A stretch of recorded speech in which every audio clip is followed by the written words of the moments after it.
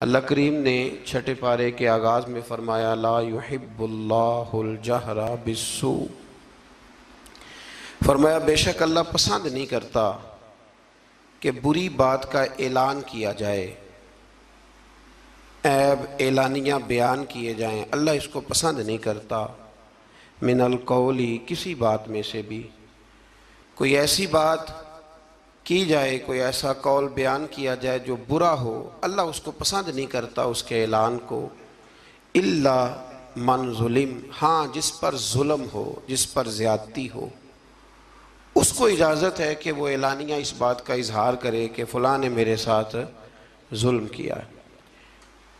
آیت کے پہلے حصے میں اس بات کی طرف اشارہ فرمایا گیا ہے کہ بلا وجہ کیا سرانیوں پر اور بدگمانیوں پر بری باتوں کا اعلان نہ کرو، بلکہ اگر اس بات کا تعلق معاشرتی طور پر لوگوں پر نہیں پڑ رہا اور کسی شخص کا وہ ذاتی فعل ہے اور اس کی اس غلطی کا تعلق اس کی ذات کے ساتھ ہے، تو پھر تو حضور نے پردہ پوشی کا حکم دیا ہے۔ فرمایا اگر تم کسی مسلمان کی پردہ پوشی کرو گے تو اللہ قیامت کے دن تمہاری پردہ پوشی فرمائے گا۔ اور ایک حدیث مبارکہ میں یہ بھی ارشاد فرمایا کہ کسی کا ایک عیب دنیا کا چھپا دینا، رب کریم تمہارے 70 عیبوں پہ پردہ ڈال دے گا۔ لیکن الا من ظلم، جس پر ظلم ہوا ہو، جس نے زیادتی سہی ہو، اور پھر اس کو یہ پتا ہو کہ اگر میں یہ ظلم سہوں گا تو یہ ظلم آگے بڑھے گا اور لوگ بھی اس ظلم کا شکار ہوں گے، تو پھر وہاں خاموش رہنے کا حکم نہیں ہے، وہاں بات کرنے کا حکم ہے، وہاں اظہار کرنے کا حکم ہے، وہاں اعلان کرنے کا حکم ہے۔ وہاں میرے رسول کریم علیہ السلام نے فرمایا افضل الجہاد کلمۃ الحق عند السلطان الجابر، فرمایا سب جہادوں میں افضل جہاد یہ ہے کہ تو ظالم بادشاہ کے سامنے کھڑے ہو کے سچی بات بیان کر دے، تو کہ میرے ساتھ زیادتی ہوئی ہے تو اعلان کر۔ حضرت عمر فاروق رضی اللہ تعالیٰ عنہ کا زمانہ مبارکہ تھا، تو مصر کے بادشاہ کے بیٹے نے ایک عام آدمی کے بیٹے کے ساتھ اپنا گھوڑا دوڑایا، تو اس غریب کے بیٹے کا گھوڑا جیت گیا۔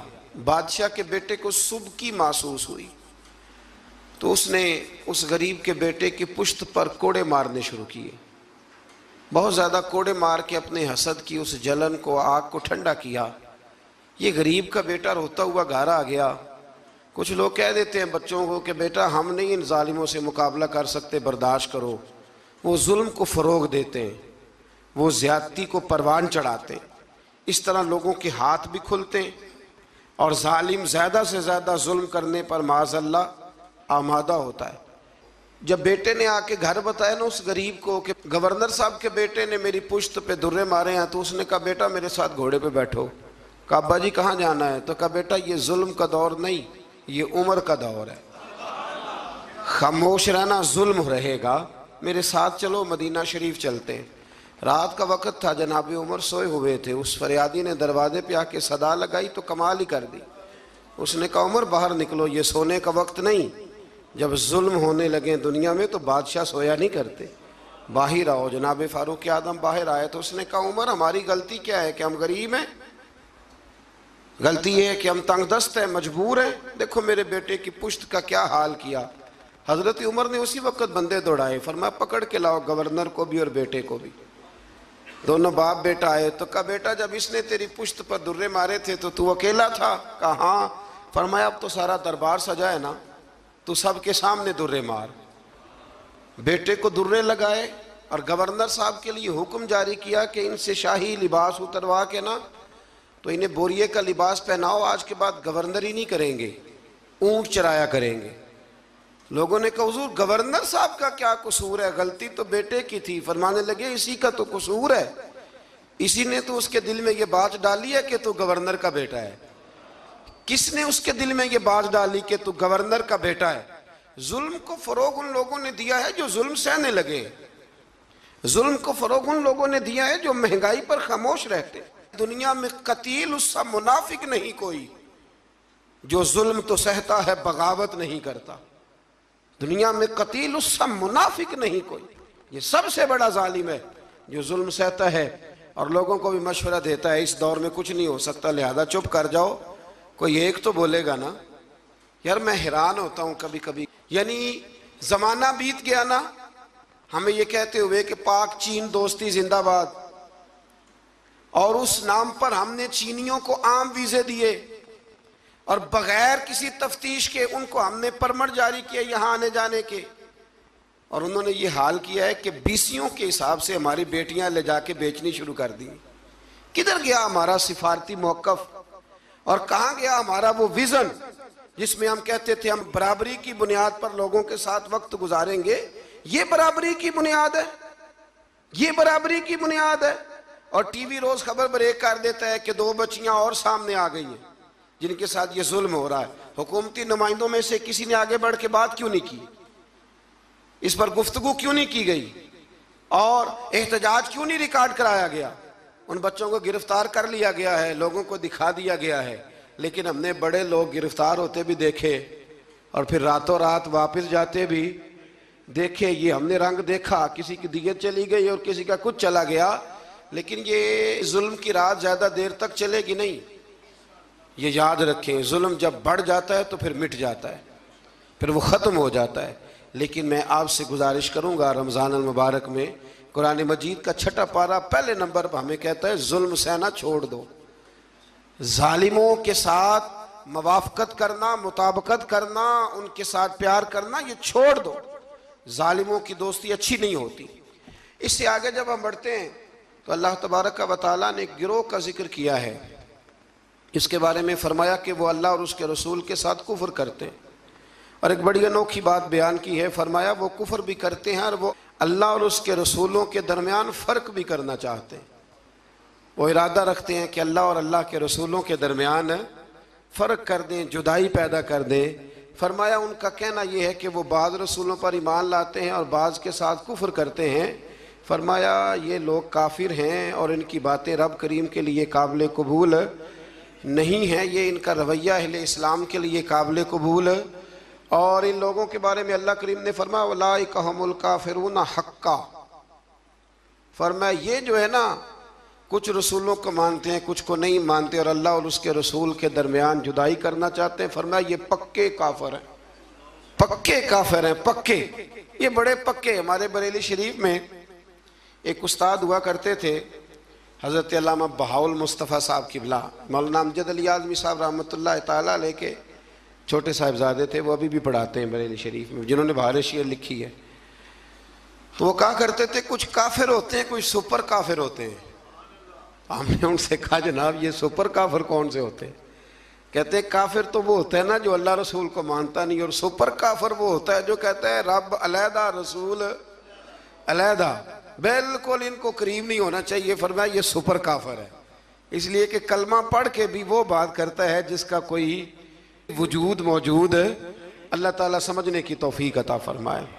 اس سے پھر تھوڑا سا جب ہم آگے بڑھتے ہیں تو اللہ تبارک و تعالیٰ نے حضرت عیسیٰ علیہ السلام کا ذکر فرمایا ہے کہ حضرت عیسیٰ علیہ السلام کو اللہ تبارک و تعالیٰ نے آسمانوں پہ اٹھا لیا.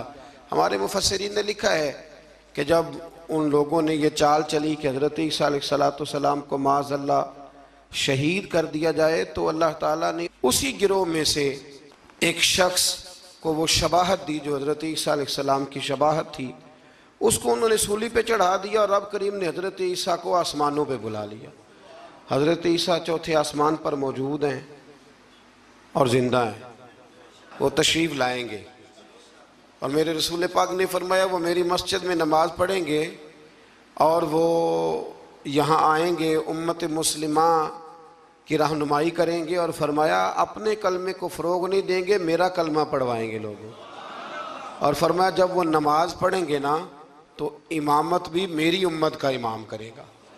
تو حضرت عیسیٰ علیہ السلام کا تشریف لانا یہاں بیان کیا گیا. پھر یہاں اللہ تعالیٰ نے اپنے بہت سارے رسولوں کے نام لے لے کے ذکر فرمائے اور فرمایا کچھ نام ایسے ہیں جو ہم نے بتلا دیے ہیں اور کچھ نام ایسے ہیں جو بتلائے، تو جو نہیں بتلائے ان پر بھی ایمان لانا ہے اور جو بتلا دیے گئے ان پر بھی ایمان لانا ہے. یہاں اس بات کا بڑی وضاحت کے ساتھ ذکر فرمایا گیا.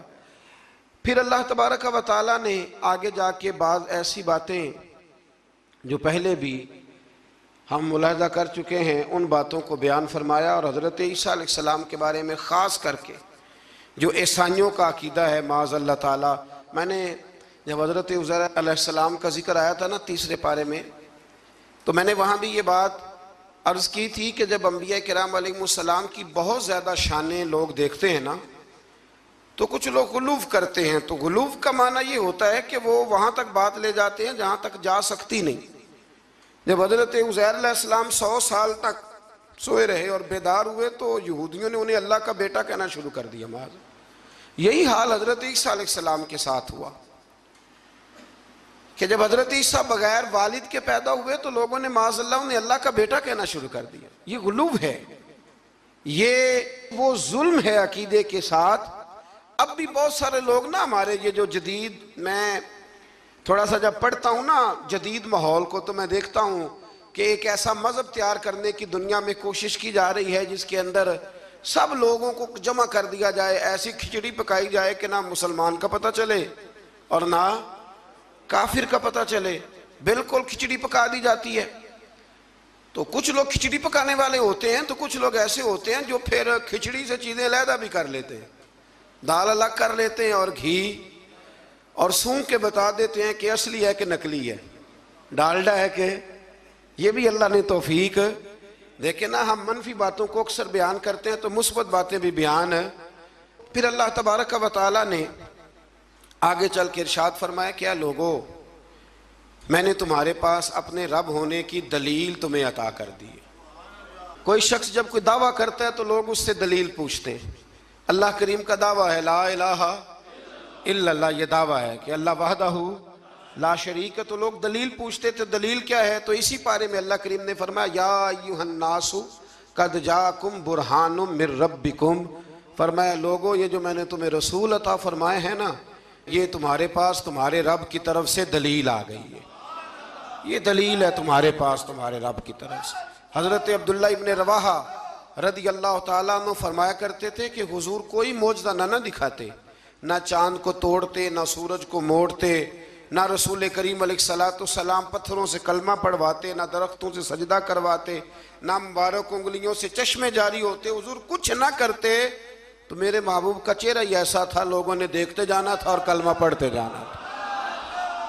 اس لیے کہ حضور صلی اللہ تعالیٰ علیہ وسلم کو اللہ نے وہ نورانیت، وہ کمال، وہ خوبصورتی عطا کی، وہ خاص جاذبیت ہے محبوب کی گفتگو میں بھی، حضور کی آنکھوں میں بھی، حضور کے لب و لہجے میں بھی، اور میرے رسول کے چہرہ انور میں بھی، اور پورا وجود حضور کا معجزہ ہے.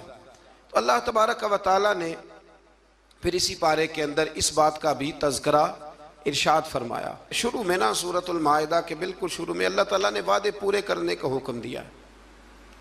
فرمایا ایمان والو اپنے وعدے پورے کرو. وعدہ پورا کرنا یہ انفرادی معاملہ نہیں، یہ اجتماعی معاملہ بھی ہے. اور ہمارے ہاں وعدے پورے نہیں کیے جاتے. وعدے پورے کرنا بڑا ہی ضروری ہے. ہمارے ہاں لوگ وعدہ نہیں پورا کرتے، اور میرے نبی کریم علیہ السلام نے حد بندی کر دی. فرمایا جو وعدے کا پابند نہیں اس کا تو دین ہی کوئی نہیں. اور ہمارے ملک میں حال یہ ہے وعدوں کے حوالے سے، میں نے کہا امیدوار تقریر کر رہا ہے اور جس بندے نے اپنی جیب سے اس کے اشتہار چھپائے ہیں، پینا فلیکس چھپائے ہیں، اور اس کی تصویر اس نے اپنے دل پہ لگائی ہوئی، اور نعرے بھی کھل کے مارے ہیں، اس نے کھل کے نعرے لگائے ہیں. اور جب اس نے وعدہ کیا نا کہ بس یہ سڑکیں پکی ہو جائیں گی، یہ پیرس بن جائے گا، اور ساتھ والی گلی مانچسٹر بن جائے گی، اور اس سے اگلی جو گلی ہوگی وہ لیڈز بن جائے گی، اور اس سے آگے جو ہے وہ بالکل برطانیہ والے دیکھنے آیا کریں گے، یہ سارے اس نے جہاں جہاں وعدہ کیا وہاں وہ جس نے سٹیکر لگایا تھا اس نے نعرہ لگایا، پورا نعرہ لگا، پوری بات ہوئی. لیکن جب وہ تقریر سن کے باہر نکلتا ہے نا، پیسے بھی اس نے جیب سے لگائے ہیں، نعرے بھی اس نے لگائے ہیں، کرسیوں میں حصہ بھی ڈالا ہے جو وہاں اس نے سجائی ہوئی تھی، اور باہر نکلتے وہی بندہ کہہ رہا ہے کہ جو یہ کہہ رہا ہے نا سارا جھوٹ ہی کہہ رہا ہے، خود بیان کر. یہ قومی لیڈروں کی بات کر رہا ہوں تو آپ اندازہ کر لیں کہ عام لوگ، حضور نے فرمایا الناس والا دین ملوک، لوگ اپنے سرداروں کے مذہب پہ ہوتے ہیں. تو اگر سرداروں کا، بڑوں کا یہ معیار ہوگا گفتگو کا کہ ان کے سپورٹر اور ووٹر کہیں گے یہ بول جھوٹ رہا ہے سارے، اس نے کرنا کرانا کچھ بھی نہیں.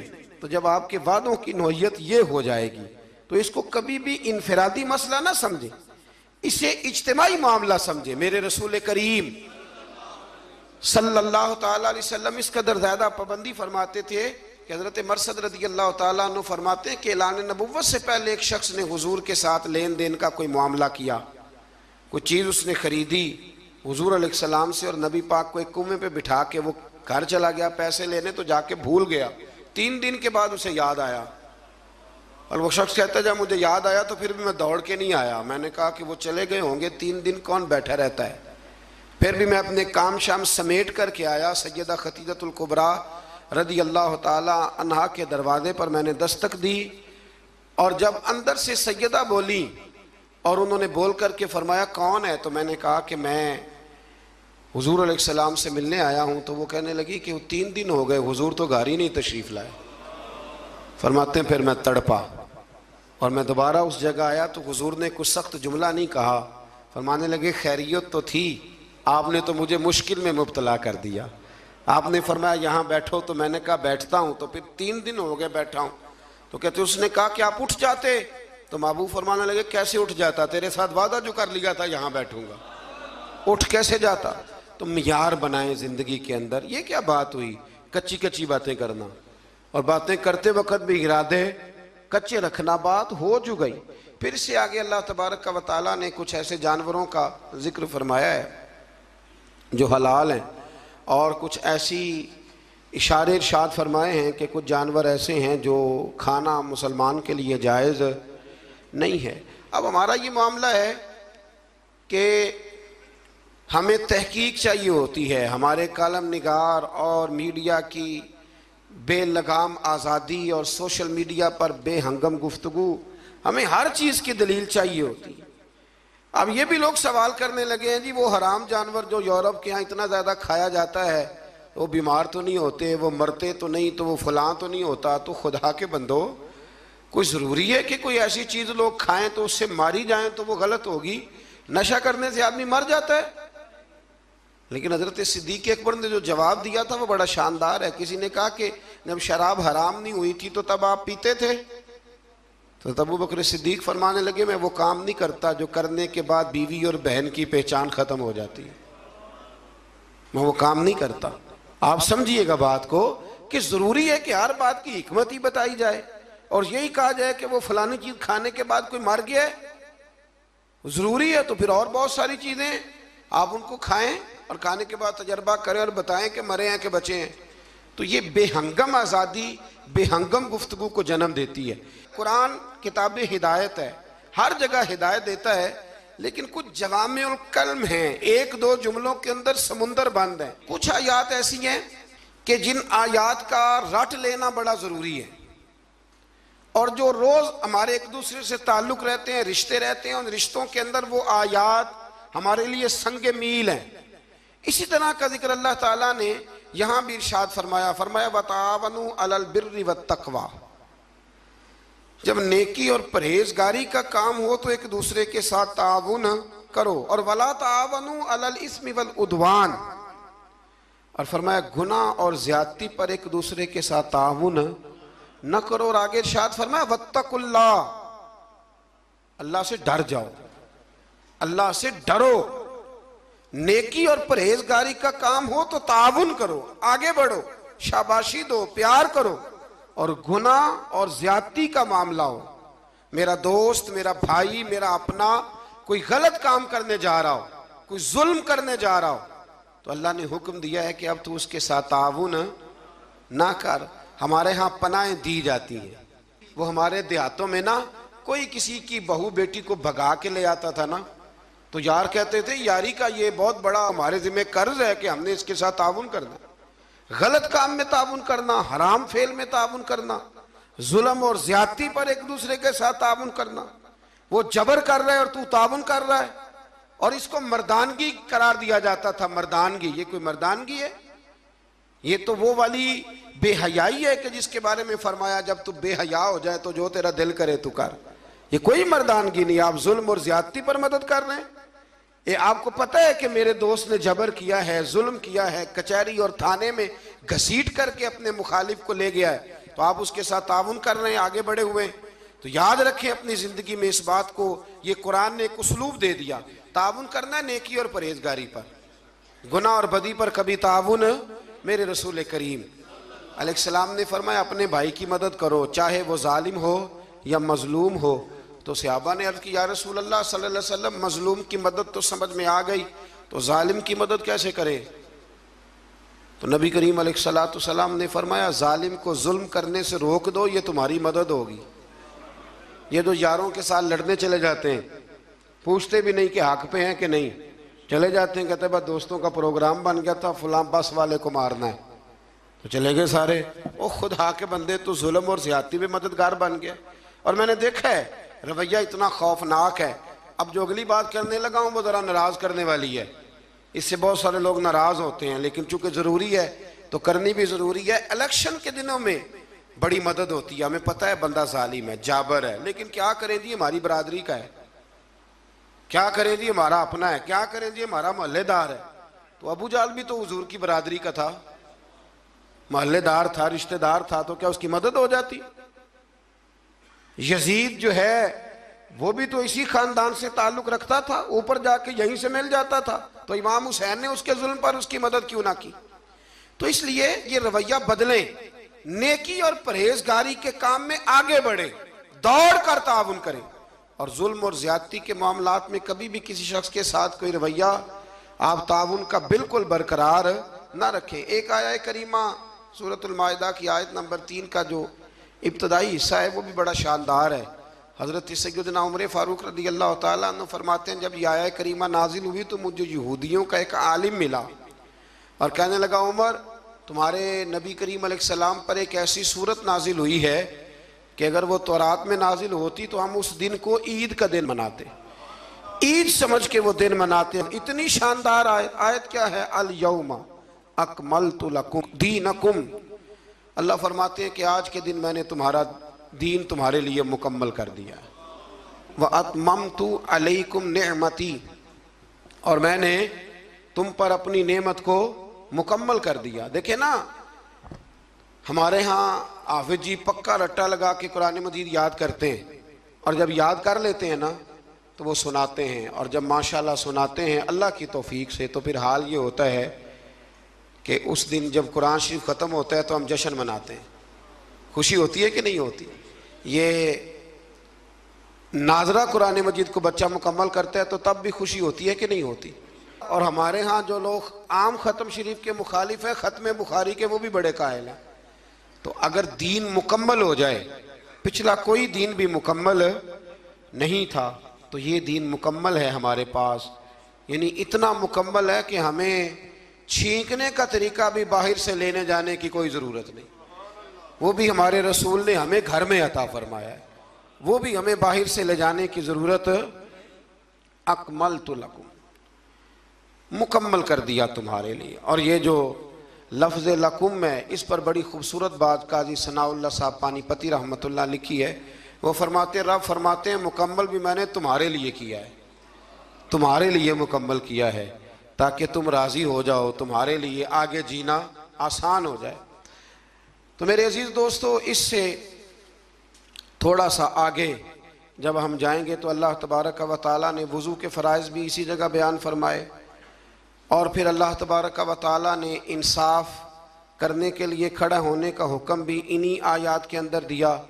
اور جب آپ انصاف کے لیے کھڑے ہوں گے، وہ کوئی بھی ہو، اور جب آپ عدل کریں گے تو اللہ کریم نے ارشاد فرمایا کہ پھر تمہیں ایک ایسی نعمت ملے گی جس کا قرآن مجید میں جا بجا ذکر ہے۔ وہ نعمت کیا ہے؟ فرمایا اعدلوا، تم عدل کرو، وہ اقرب للتقوی، اب یہ تقوی کے قریب ہو جائے گا، اور جب انسان تقوی کے قریب ہوتا ہے تو پھر اپنے رب کے قریب ہو جاتا ہے۔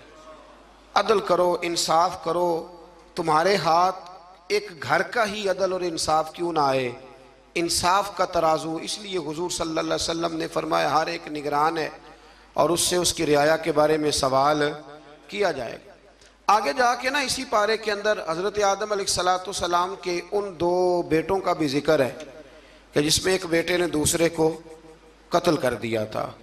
اس نے جب اس کو قتل کیا، اور قتل کی بنیاد جو یہاں بیان کی گئی وہ حسد ہے، حسد جو ہوتا ہے نا، حسد یہ ایک عجیب و غریب چیز کا نام ہے، روگ ہے یہ باطن کا، یہ باطن کا روگ ہے. اور حسد جب آ جاتا ہے نا تو پھر انسان کو جلا دیتا ہے، اور پھر انسان معاذ اللہ تعالیٰ ایسے ایسے عجیب حرکات کرتا ہے، ہوتا اصل میں حسد ہے. اور امام غزالی رحمۃ اللہ تعالیٰ علیہ نے تو یہاں تک لکھا ہے، فرماتے ہیں یہ تکبر اور حسد زیادہ تر اہل علم لوگوں میں ہوتا ہے. اللہ تعالیٰ ہمیں معاف فرمائے. اب اس کے ترجمہ آپ نے صرف مولوی نہیں کر لینا. ویسے لوگ کہتے ہیں مولوی پڑھے لکھے نہیں، تو کوئی ایسی بات بیان کی جائے تو فٹافٹ کہتے ہیں مولویاں دی گل ہو رہی. تو بھئی یہ اہل علم سے مراد ایم ایس سی والا بھی ہے، پی ایچ ڈی والا بھی ہے، پڑھے لکھے لوگوں میں. اور یہ جو تکلیف دہ قسم کی اذیت دیتے ہیں نا اپنے مخالف کو، یہ اکثر پڑھے لکھے لوگ دیتے ہیں. سادہ آدمی تو غصہ بھی سادگی میں ہی کرتا ہے اور راضی بھی سادگی میں ہو جاتا ہے. تو وہ حسد کی بنیاد پر قابیل نے حابیل کو قتل کر دیا. تو آگے قرآن مجید نے جو اسلوب بیان کیا وہ بڑا اور زیادہ نصیحت آموز ہے. جب قتل کیا تو اب کیا کرے، بھائی کی لاش کو اٹھا کے پھر رہے ہیں کہ ان کا کیا جائے. تو ان کو دفن کرنے کا طریقہ کوے نے سکھایا. کوے نے بھی لڑتے لڑتے دوسرے کوے کو مارا، پھر اس نے اپنی چونچ کے ساتھ زمین کو کھودا، پھر اس کے اندر اس نے کوے کو رکھ کے اس کے اوپر مٹی ڈالی. تو قابیل کو سمجھ آ گئی کہ اس طرح کر کے میں نے بھائی کو دفن کرنا ہے. تو اگر کوا کوئی بات سکھا سکتا ہے تو اس کا مطلب ہے سیکھنے والا کہیں سے بھی سیکھ سکتا ہے. شرط یہ ہے کہ اس کا سیکھنے کا پروگرام ہو، اس کا ارادہ ہو کہ میں نے سیکھنا ہے. کچھ چیزیں ایسی ہوتی ہیں جو نظریاتی ہوتی ہیں، تو جو نظریاتی چیزیں ہوتی ہیں ان پر ظاہر ہے فوکس بھی زیادہ ہوتا ہے. اور نظریاتی چیزیں جو ایسی ہیں جو زندگی میں بھی عمل کرنے میں رستہ آسان کرتی ہیں، اور مریں گے تو قبر میں بھی ہمیں فائدہ دے گی. تو ایک نظریاتی آیت ہے، اسی کے اندر آیت نمبر 35 سورۃ المائدہ میں، اس میں اپنی بات کو سمیٹتا ہوں. اللہ کریم نے فرمایا یا ایھا الذین آمنوا اتقوا اللہ وابتغوا الیہ الوسیلہ، اے ایمان والو اللہ سے ڈرو اور اس کے رستے میں وسیلہ تلاش کرو. اللہ کیا فرماتے ہیں؟ اللہ سے ڈرو اور اس کے رستے میں وسیلہ. تو جب اللہ وسیلے کو پسند کرتا ہے تو واللہ وسیلے کو، یار واضح آیت آ گئی، واضح. میں حیران ہوتا ہوں بعض اوقات کہ واضح دلیل کے باوجود لوگ کہتے ہیں کہ جی یہاں سے مراد کچھ اور ہے. تو میں نے کہا کس نے تمہیں کہا کہ مراد لو؟ تم کون ہوتے ہو اپنی مرضی سے قرآن کی تشریح کرنے والے، تفسیر کرنے والے؟ کیوں کس طرح تم نے مراد لیا؟ کہنے لگے جی وابتغوا الیہ الوسیلہ کا معنی ہے اپنے اعمال کا وسیلہ پیش کرو، نبی کریم کا وسیلہ نہ پیش کرو، اپنے اعمال کا. اور ایک دلیل ہے وہ حدیث غار. 3 لوگ غار میں چلے گئے، انہوں نے اپنے اپنے اعمال کا وسیلہ دیا تو اللہ تبارک و تعالی نے نجات دے دی. یعنی وہ نماز جس نماز میں سارا سودا بیچا ہے دکان کا، کہتے ہیں اس کا وسیلہ دے لو، پتہ نہیں وہ نماز قبول بھی ہے کہ نہیں. اس کا وسیلہ دے لو تو درست ہے. اور وہ والا حج جو سارا معاذ اللہ دکھاوے پہ گزر گیا، اس کا وسیلہ دے لو تو جائز ہے. اور وہ زکوٰۃ پتہ نہیں پوری دی کہ نہیں دی، اس کا وسیلہ دے لو تو، یعنی وہ اعمال جو پتہ نہیں قبول ہیں کہ نہیں، ان کا وسیلہ دے لو تو وہ جائز ہے. تو یہ تو اعمال پتہ نہیں مقبول ہیں کہ نہیں مقبول، تو اس رسول کا وسیلہ نہ دیں جو ہر وقت ہی رب کی بارگاہ میں مقبول ہے. اور صرف دنیا میں ہی مقبول نہیں، قبر میں بھی مقبول ہے. اور قیامت بھی دن بھی شفاعت کا سہرا سجے گا تو مصطفیٰ کے سر انور پر سجے گا. ہمارے ہاں بڑے عجیب و غریب رویوں کے لوگ پائے جاتے ہیں، اور پھر جو ان کی باتیں قبول کرنے والے ہیں وہ اس سے بھی زیادہ وسیع و ظرف ہیں، وہ اس سے زیادہ بلند حوصلوں کے مالک ہیں. وہ صاحبان علم و فکر فٹافٹ آ جاتے ہیں، کہتے ہیں جی مطلب وسیلے کی ضرورت کیا ہے؟ اللہ جب سارا کچھ ڈائریکٹ سنتا ہے. اور میں نے کہا خدا کے بندے تجھے تو اللہ نے بغیر وسیلے کے پیدا نہیں کیا، گرا ہے کوئی اوپر سے چھت سے، دیکھیں نا اللہ محنت کرنے کا حکم دیتا ہے تو بغیر وسیلے کے بھی اللہ روزی عطا کر ہی سکتا ہے نا. اگر من و سلوہ صبح بنی اسرائیل کی چھتوں سے مل سکتا تھا تو ہمارے بستر میں تکیے کے نیچے سے بھی نوٹ نکل سکتے تھے. پر اللہ نے فرمایا اٹھ کے جاؤ کام کرو، کچھ کرو گے تو پھر تمہیں ملے گا.